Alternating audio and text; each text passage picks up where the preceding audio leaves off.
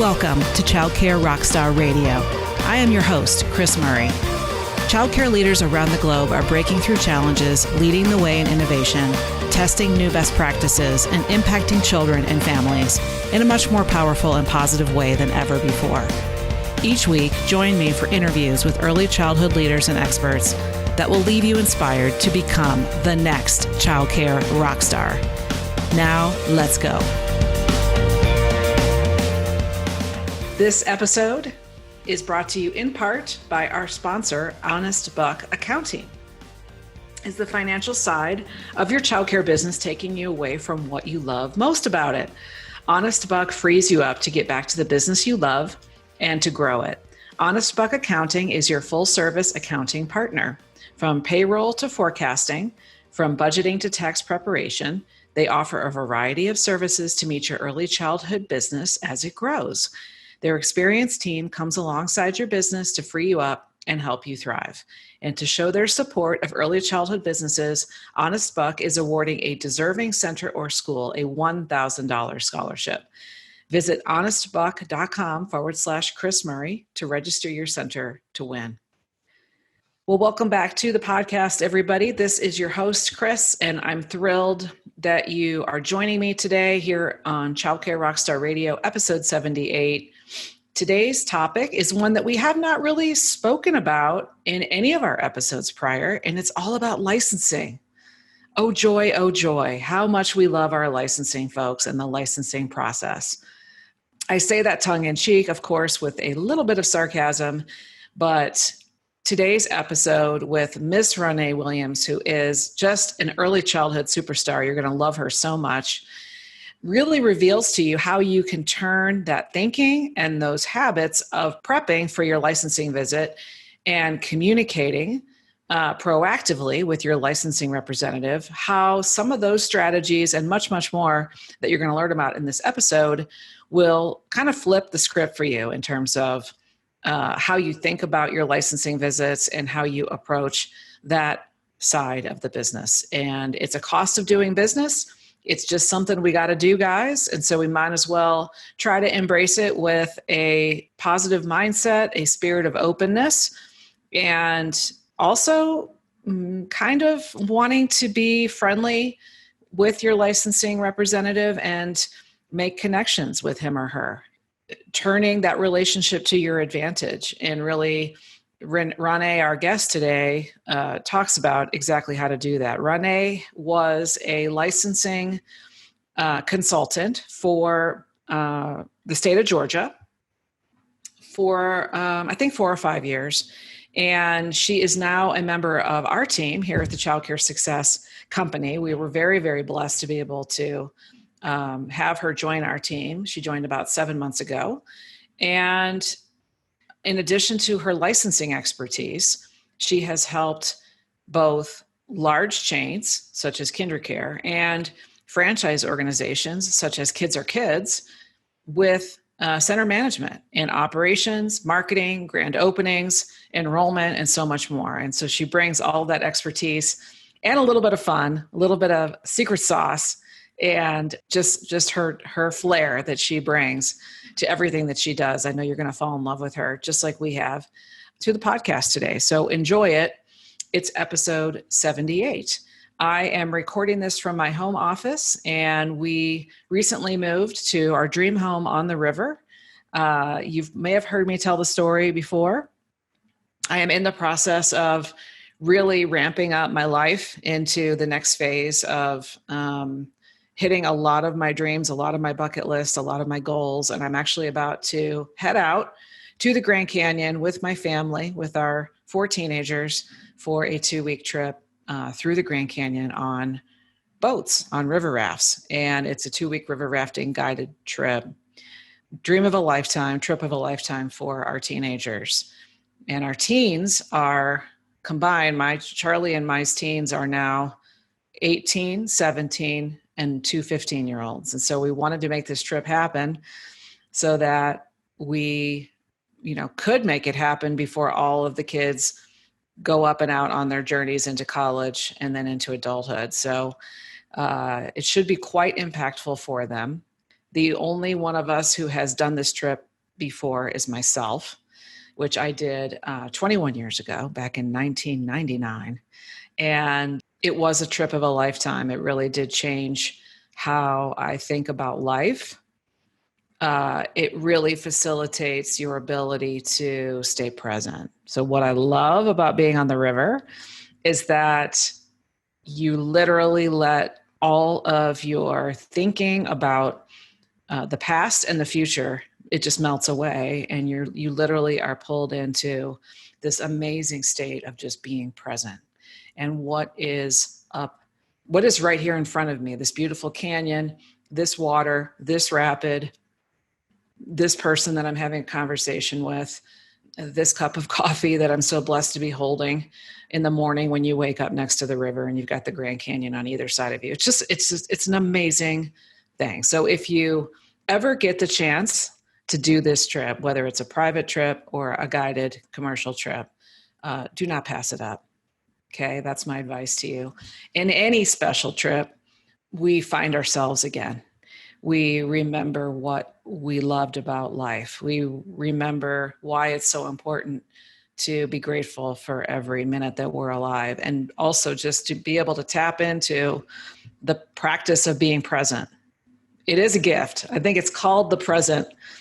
They say it's, kind of a corny phrase, but it is a gift. And I'm looking forward to sharing this gift with all of these amazing teenagers and my loved one, my fiance, Charlie. So we've got other really fun surprises coming up for you, and other things to announce. August will be full of amazing announcements. I have announced to the world already that we are taking our Child Care Success Summit to a virtual platform here in 2020. And that is going to be an incredible event in so many ways, because it's a brand new event. It's a completely restyled type of event. I'm going to be on an actual stage in Charlotte, North Carolina, and surrounded by amazing technology and potentially thousands of you with your Zoom screens tied into me. But it's not just a 3-day webinar, guys. This is an event unparalleled like you've ever experienced, and it's called Child Care Reimagined, the Success Summit 2020. Child Care Reimagined. And we're reimagining everything together, aren't we? So we have announced that Mr. Simon Sinek will be in the house with us on October 15th, and the event has shifted one day earlier. So it's now a Wednesday, Thursday, Friday. So by the time you hear this, I will be on the river, and I don't know if we will have launched our ticket sales yet, but we have created a whole new ticket and a whole new experience, and more to come on where you can get tickets.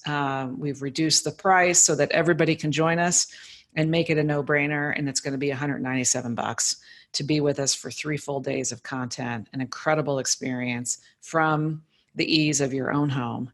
And we just invite you in, and Simon Sinek will be with us live.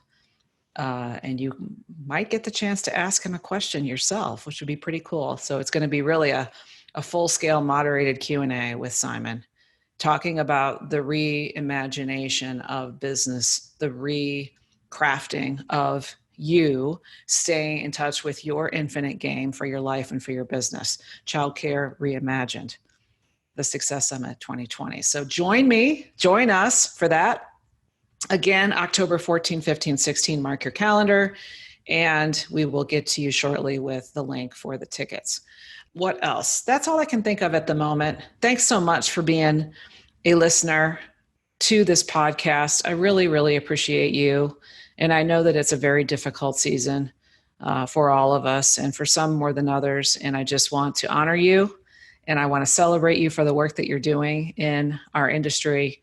And let's just dive right into it. This is a fun episode. We share some fun and funny stuff. Ronnae is a hoot. And again, just blessed to have her on our team, and to have the perspective of somebody who was an actual licensing consultant to add wisdom and reduce pain for you around this process and this topic. So let's dive in to episode 78.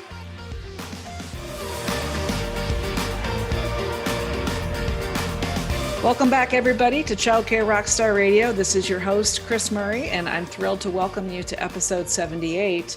Today's guest is Miss Ronnae Williams. She is an incredible rock star on my team, and she's been working on our team here at the Child Care Success Company for about 7 or 8 months. Ronnae, welcome to the podcast. How are you? Thank you. I'm good. How are you? Doing fantastic. Where are you right now? I'm in Atlanta. Well, north of Atlanta in Marietta, Georgia.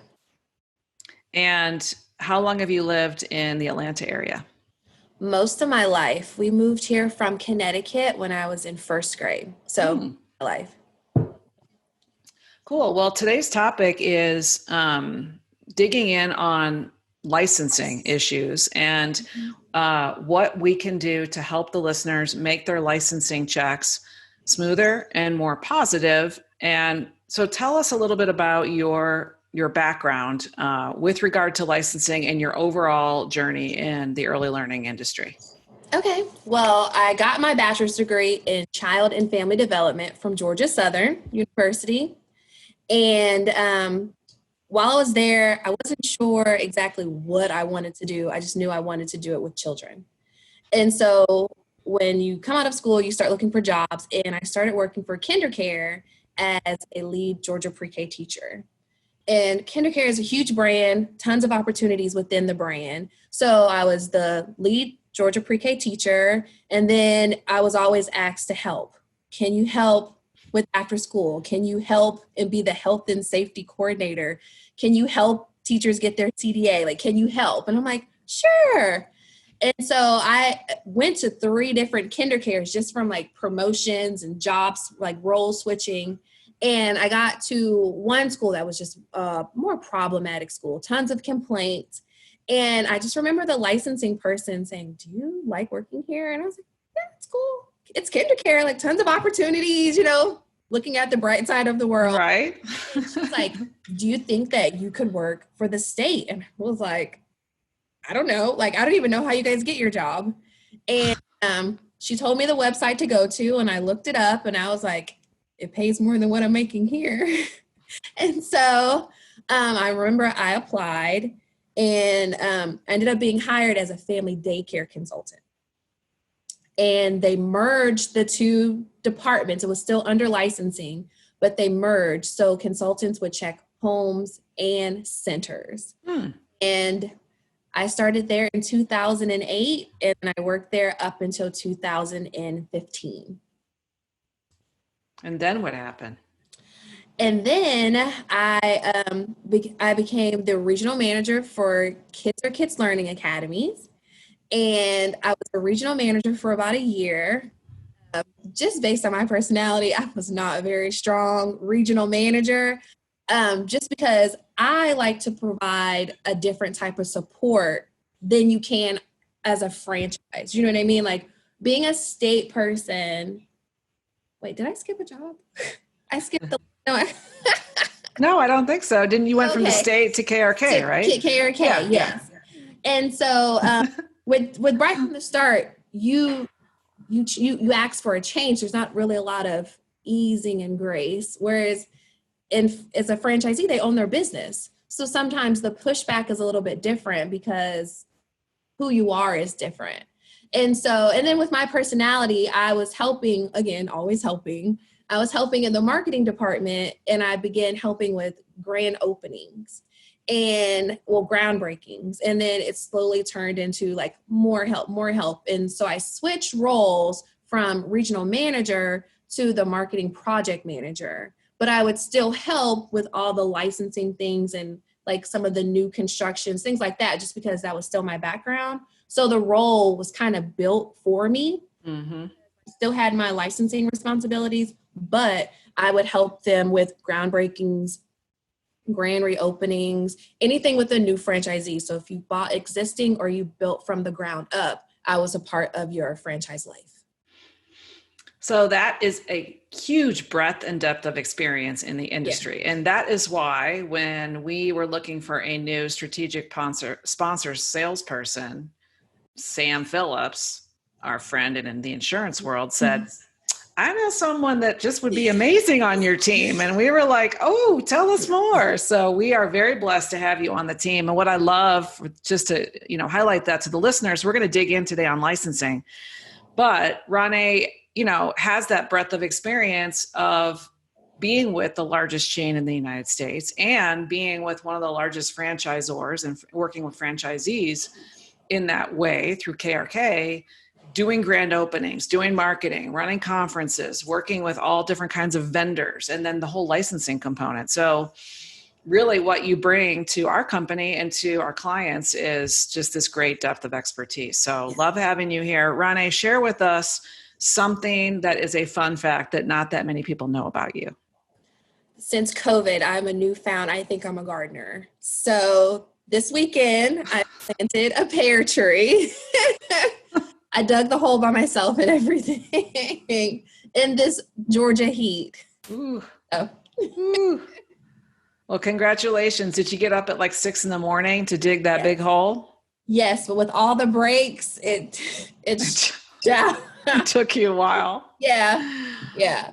Yeah. I like gardening. I enjoy it very much. I try to get out there also early or late, not in the middle of the day, but I do enjoy it. I find it quite relaxing to dig in the dirt, and it's very rewarding, like when you're doing weeding, to look back and then see what you've done to make it look prettier. So that's kind of fun. Yes. Cool. I'm excited. Awesome. Well, let's talk a little bit about the licensing piece. So when you were a licensing professional right from the start with the state of Georgia, what were some of the best practices of programs that did really well? They aced their licensing visits versus the schools that were more challenged in this regard. Can you speak a little bit about that? Sure. There's a few things that help people to be more successful. One is just being able to communicate. The book is not that big, but it's still a rule book, and most people don't read it from front to end, and you also don't memorize it, but at the end of the day, you're still responsible for having like an understanding of it. So that way, when you want to talk about it, it's more of an interpretation. You know what I mean? And so people that did better had a grasp of the rule book, not so much of, hey, when I worked at ABC school, it was okay, but now that I come here, it's not okay. Whereas they're just familiar with the practice, not the actual rule. So I would think that was the one thing that helped. And the other thing was, going back to the rule, being able to apply the rule. So not just knowing the rule based on a scenario, but understanding the rule. So a common one is ratios and supervision. That's one where across the board people struggle with, because they're like, I was within ratio when a child got hurt, but they weren't providing supervision. But once you understand the rule by its definition, not based on your behavior, it makes a difference, because you want to understand the rule, not understand previous actions. Mm-hmm. Yeah. So talk about that a little bit more. And I know this is going to vary by state, but I would say that most states' licensing rules have this ratio and supervision component. So even though they were in ratio and a child got hurt, the supervision component, like how can you track or assess whether supervision was actually being done proactively and enough, so that it's like, well, that child shouldn't have gotten hurt because these are all the things that we had in place to keep that injury from happening, but yet it happened. So how do you kind of go back and assess whether or not it was a violation? Ratios is something that you put in place. You just have two teachers there. Supervision is an act. You have to actively be supervising the children, and that's where the gap happens a lot. So someone will say, hey, this child fell and we had two teachers here with 10 children. But what were the teachers doing? Were they supervising, or were they cleaning their classroom? Were they putting blocks away? Were they mopping? Were they doing other things? And I get it. You're in a classroom. There's 10 children. Lunch is about to come. There's so many things that you have to do. But again, it's being intentional with your actions. Okay, you're maintaining ratio, but are you actively paying attention to the children? Or are you actively paying attention to the task that you have to do? If you doing your task takes you away from supervising your children, then you need another staff person. Gotcha. So they have to show that during that time, they have the capability of getting help from floaters or other support. Or sometimes you have to put the cleaning to the side, Yeah. wait till all your children are down for lunch and eating. And then that one teacher steps away and possibly puts the mats down, or someone has to step in for a few minutes so that that teacher can complete the task. It's really hard, I know, because people are strapped right now, funds are low and they're trying to run at ratio, but a lot of times that's not the safest thing for the teacher or the children. Mm-hmm.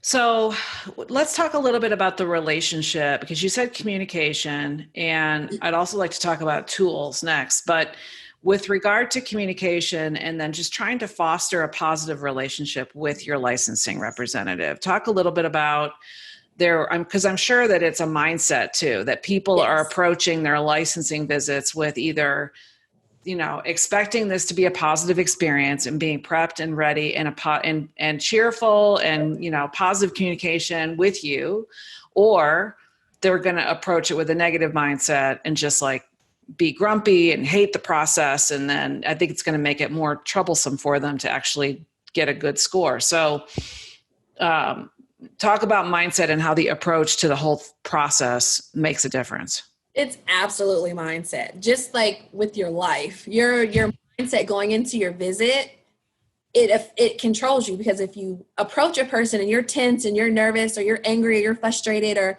now's not a good time, of course now is not going to be a good time. You're not going to be able to find your books. Your teachers are going to make mistakes. Your children are going to be tense because your teacher is tense.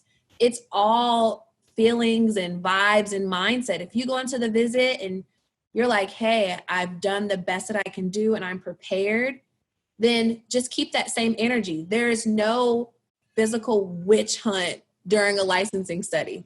Witch hunts create more work for the consultant. And let's just be honest, most people want to work smarter, not harder. No one's looking for anything, but at the same time, they don't want to miss anything because that's their job. The one thing I can say when I worked for Bright from the start, that was always the thing that kind of sat in the back of my mind. I was part of the Jasmine Green era, and that was the little girl that died when she was left on the van on a field trip. And when you think about the responsibility of a licensure, like you're responsible for all the rules. And the last thing you want is for one of your schools to be on the news. So yes, the consultant is thorough, but she's also covering her own self, because if anything happens to your school, that liability falls back on the consultant as well. So it's just it's a mindset. Like, just know, like, you are prepared, you are ready, and you've done the best to be ready for your visit. So it goes back to communication. Don't try to talk to your consultant when she's there to do the visit. It's too late. Like, visit day is test day.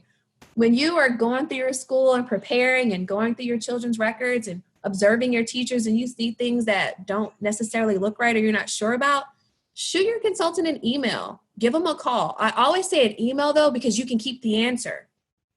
You can share that answer with your staff. You can share it with your director. Whereas if you talk to them, sometimes words get a little joggled and you may not relay the message back to your teacher the way that it originally came from the consultant. Mm-hmm. That's a great tip.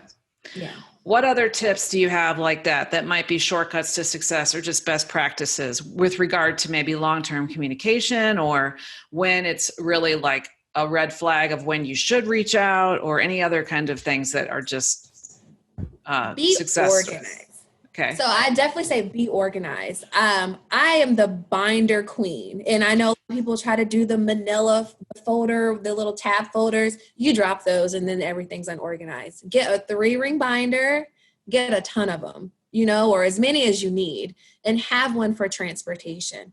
Have one for, field trips. Have one for medicine. Have one for all the things that your state person is going to look for. So that way when she comes, you just give it to her. There's no digging and fumbling, because when you're digging and fumbling, you look unorganized, and it's a red flag to your consultant. Are they not ready? Are they hiding something?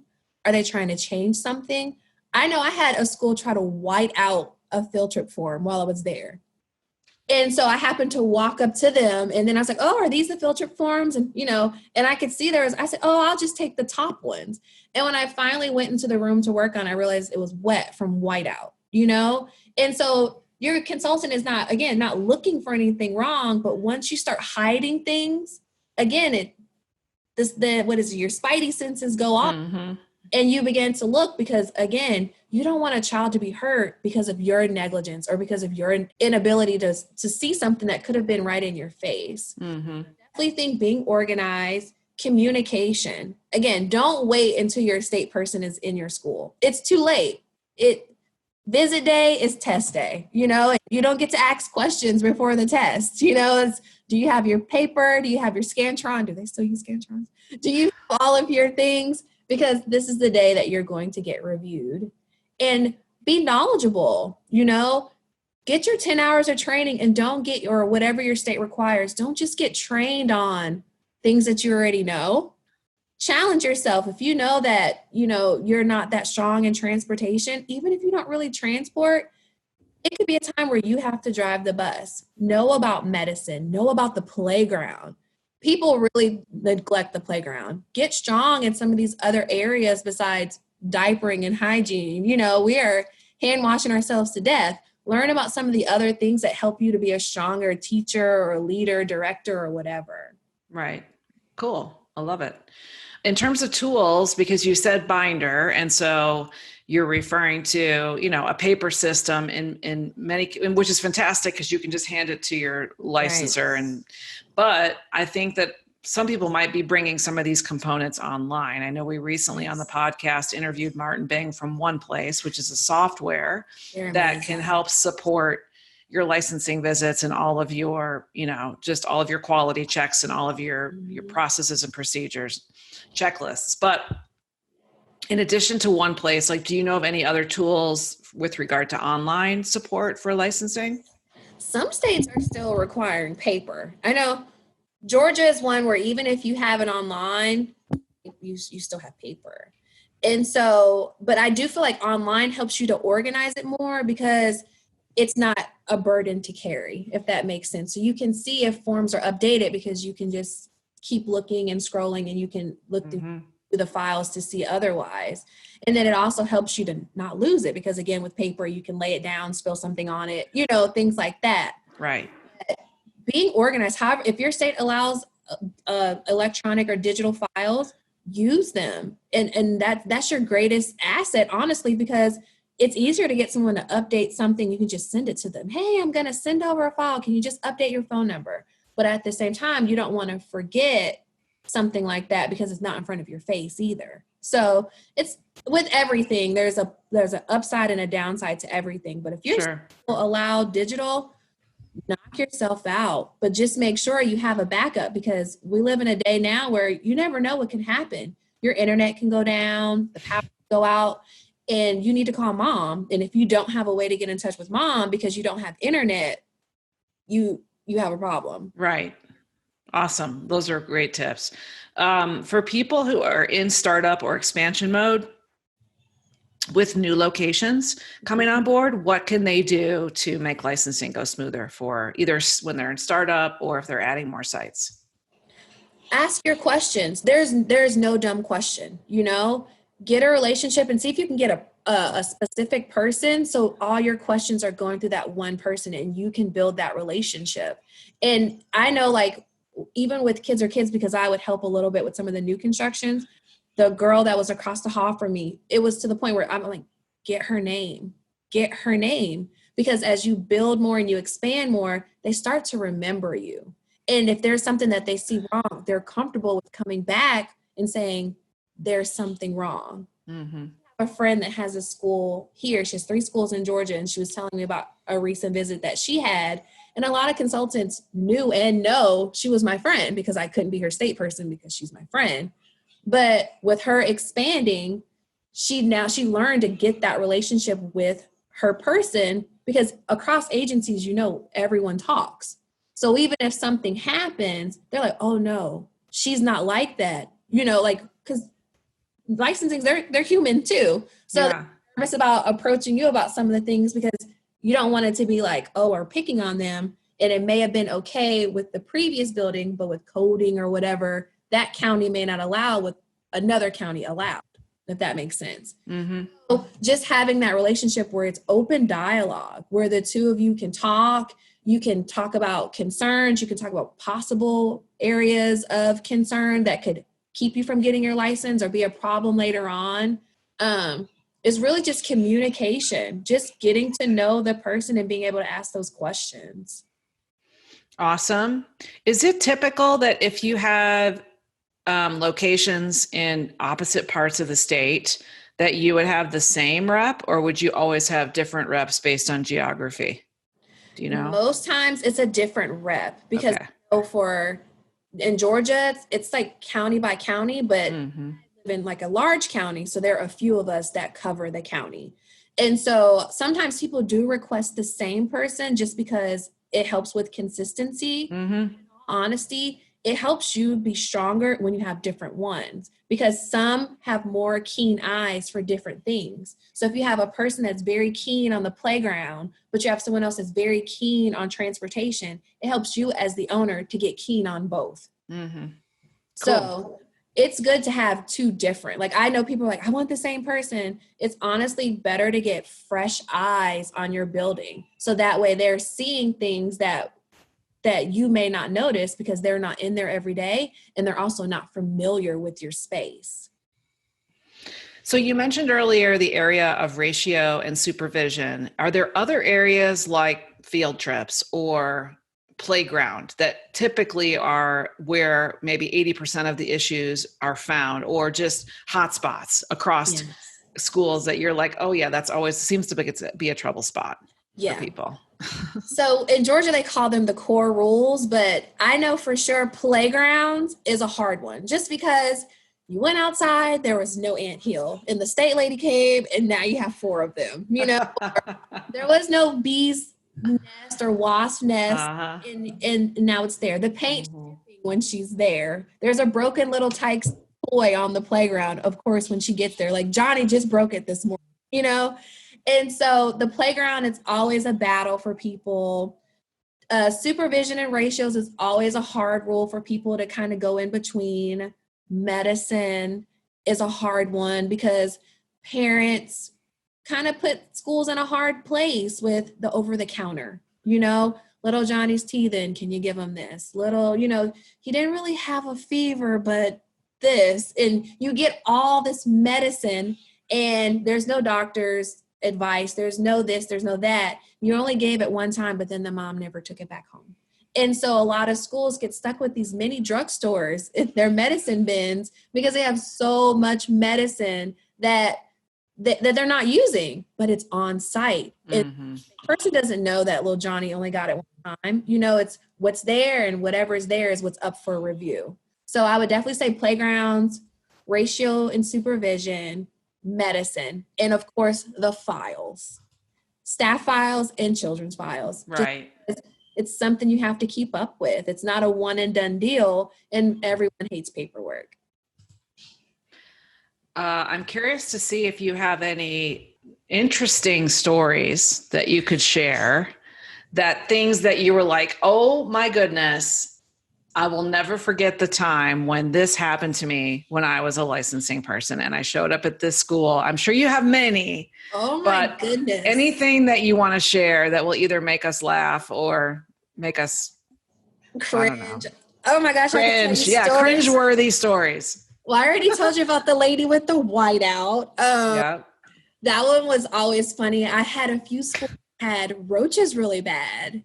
And so I wouldn't, the state lady has the whole bag, the kit that you carry with your computer and your printer. I would not bring that bag inside of the school because I didn't want anyone to hitch a ride home with me. So I would only go to the school with just my clipboard and paper, and I would type my report like at a local restaurant. Well, the school that I'm thinking about with this story, the roaches were horrible. So I remember, and it was a long report. So I remember going to a restaurant up the street and I had my clipboard. Why did everyone in the restaurant run out the back door? They thought I was the health food inspector. So that was awful. Like that was awful. But my favorite ones, or not my favorite ones, were always the bugs. Like there are a lot of schools that just are so gross. Right. And I'm like, I can't bring my bag. I bring that bag inside my home, and I don't want to bring one of your roaches to my house. So Right. the roaches one, it's pretty bad. Like I even had one lady try to swat it. Like it dropped. And she's... Did you ever see any mice or rodents? No. Thank God, because I'm super scared of mice. I am super scared. I probably would have ended the visit. I know I had one school, their grass, and I'm pretty tall, I'm 5'10". Yeah. And her grass came to my knee. Wow. Oh my gosh, she was a funny lady too. I remember I refused to do her playground because I can't evaluate that. It's not safe for me to walk into grass that high. So I remember she called me, she told me she cut her grass or whatever. And she was one of my special programs. And I remember coming back and we kept getting complaints that she didn't have enough staff and that the children were by themselves. And so I remember coming and she's like, I'm here by myself, but she always wanted to follow me during the visit. So of course I didn't see the playground the last time. So I went to go see the playground and she follows me outside. I'm like, who's watching the children? Right. Thank you. Oh my God. I could tell you stories for days. Well, yeah, it reminds me of this program in Seattle that I went to visit on a competitive secret shop visit for a client. It wasn't one of my clients, but we walked into a strip mall space center and there was an unsupervised infant sleeping on the floor on a cot, but like in the middle of the hallway. I was like, why is this child on the floor unsupervised? Kind of like, what is going on in this program? So I feel like, I'm sure you've seen things that are kind of sad because I wanted to like literally pick that baby up and take her with me, So that happens a lot. Like you just want to call the parents and say, no, that did happen one time. This one kid looks so familiar to me. He looks so familiar. And I finally, every school has a family tree. And I found out it's one of my old classmates' little sister's kid. Seen him on Facebook. That's why he looked familiar. And I sent them the report. I sent them the report on my own. I sent it to them as an email. I said, I'm not telling you what to do, but I want you to know where your nephew is. I think a lot of parents, they don't know. I think parents know childcare, but parents don't honestly know quality. Like they don't know that part. They know what they grew up in, but they don't really know, And so I think that sometimes you have some situations where the parent really realizes where their child is and what's really going on in the school. It's eye-opening. Yes. So that brings up, Ronnae, the key takeaway for listeners here is that we assume, because we're in the industry, that parents understand quality. And so it's our jobs as either enrollment specialists or owners, directors, leaders to really step up and explain and educate parents. Absolutely. We're not even really asking for the enrollment at this point. We're just saying, let me show you, dear parent, what quality looks like. Here's a few checklist items of things that you want to look for and ask about in all of your tours. And let me demonstrate to you what we do for those quality components here at our school. And then we invite you to go look at as many preschools as you can or want to, but be armed with the facts and with knowledge. And just doing that as the expert during your tour will get you more enrollments because you're educating your client and they're going to be so appreciative that you took the time to really help them understand what quality looks like. Right. And I think we take that for granted. Yeah. We really do. And the thing is, to piggyback off what you're saying, even if they don't enroll in that moment, maybe you're too expensive, right? They will come back. Will come back. And I can say that for working with Kids Are Kids, because Kids Are Kids is not cheap, but they are the leader for a reason, and they have like this little tour guide, that they give to the parents. It's like a little pamphlet, and it's like the top 10 reasons to pick a Kids Are Kids. And there's a reason, and you can use that checklist, and they even have a space for you to go to other childcare programs. But we know like there's a curriculum here. There's quality staff. The staff are trained. We have state-of-the-art equipment. We have cameras. They have all these things inside of their building. And yeah, they cost more. And a lot of people are like, this costs too much. But a child is a parent's most prized. And that parent will find a way to find that extra $20 or whatever it is a week so that their child is somewhere safe and go to work and have peace of mind. So yeah, you have to be the expert as the owner, the director, the teacher. You're the expert. The parents honestly have no clue. Fundamentals, like basic survival skills, but they don't know what's best. That's why they come to you with all their questions, because they don't know. They have no clue. Yeah. Great points. And I want everybody listening to this podcast to really take that back to your program and say, are we really doing everything we can to educate parents and set ourselves apart using a checklist, using a tool, using a pamphlet? Those are all, they're sales tools, but they're education tools. And they're going to help, if you're helping people in your community, you are going to get business just by the fact that you're doing that. So I love that, Ronnae.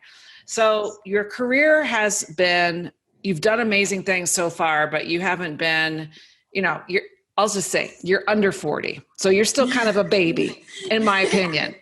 But you still have had a very broad career of different things you've done in early learning. So looking back, is there anything that you would have done differently so far in your journey? A few things. I know I had a time where someone approached me about being a partner as an owner. I would have entertained that conversation a little bit more, just because that's the one thing I haven't done. At this point, I have literally touched on every aspect of childcare. I've been in the classroom, I've been in management, I've been in licensing, I work with franchisees. The only thing I haven't done is own a school. So I think I would have done that differently.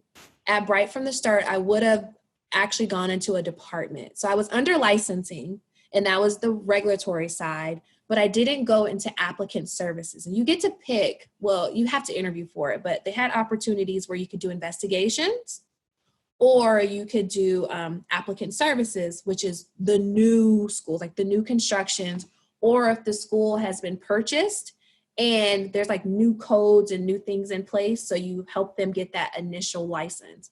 I would have spent more time doing that. Like I liked investigations, I did those, I did regular licensing, but I never really got super, super strong in like the code for Cobb says that you have to have 4 steps, like, like in the entryway that has to be 4 feet wide. Like, I wish I would have learned more of those practices. Those are my 2 things I would do over. I would definitely have seen what it was like to just see what it's like to be part owner of a school. Yeah. We're cool. And learn that process of opening one. Yeah. Cool. How do you define a childcare rock star? People that like work in their passion and like exceed their own goals. Cause you're your own worst critic, and when you are like in your passion, it's easier to work because you're in your own zone, you're vibing, you're like, yes, I'm killing it. But to like kill it, and they don't want to stop. Like they meet this goal and then they make another one. It's like they're always outdoing themselves, not outdoing the competition, outdoing yourself. Really, when you're outdoing yourself, you're always going to outdo the competition because passion rules. You know what I mean? Like if you're doing something in your passion, people feel that and they'll be more drawn to your passion than what someone else is doing just to do. Love that. Yeah. Love that. Yeah. Do you have anything that you can recommend in terms of resources, books, podcasts, things that you love that you think the listeners might enjoy reading or following?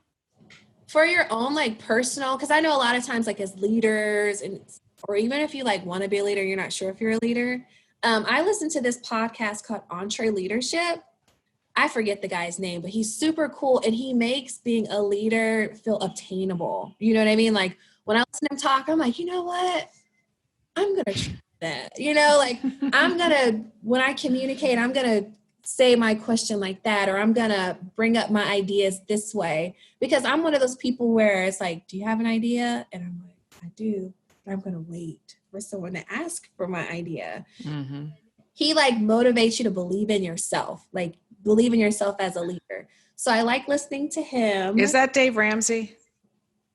No, I heard he has one too, but it's another guy. Different guy. Okay, because I know Dave might be the co-host of the Entre Leadership Summit, like an actual event. But as far as the podcast, we'll have to find out who that is. So good to know. I'll send it to you. Okay. And then I think I told you when I interviewed, I read The Magic by Sharon Grimes. I truly believe that book just kind of like changed my perspective on a lot of things. And even a few of my friends are like, they can tell I'm different.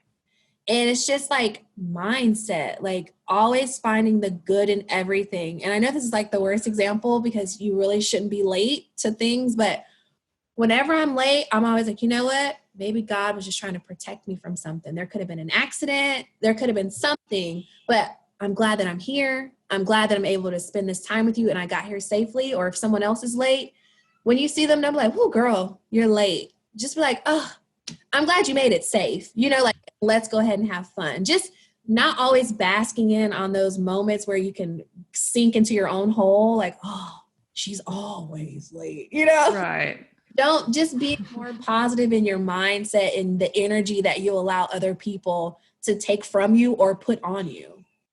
And that's called The Magic? The Magic. Okay. Cool. It's like a 28-day book. So you do a different activity every day. And it's like journaling, which I love. Like I have more journals than I can ever write in. I love them, but it's more room out here than there is in here. So you write it down, but every day you write down 10 things that you're grateful for, 10 things. And of course, the first few days you're kind of like petty, like, oh, I'm grateful for my house and I'm grateful for my car. But then by the first week you start to dig, you know, like, because you don't want to be grateful for the same things over and over again. And you really start to get into like, what makes you you and what makes you happy and what can continue to make you happy. And it's funny how you just completely rethink your thoughts. Awesome. Yeah. Well, this has been amazing, Ronnae. I have loved having you on this podcast episode. Great content, great tips around licensing, great tips in general. And thank you so much for being here today. Thanks for having me. I love having you on our team. Obviously, you guys can tell that Ronnae is a shining bright light in our industry, and we're very, very blessed to have her. And if you're listening to this podcast, you are not allowed to steal her away from me. No. But thank you so much, Ronnae. I really appreciate you, and have a blessed day. And we'll talk to you all soon. Bye, everybody. See you later. Bye.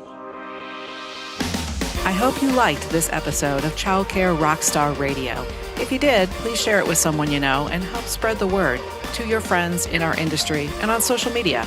Childcare business success is my passion, and I'm honored to be on this journey with you.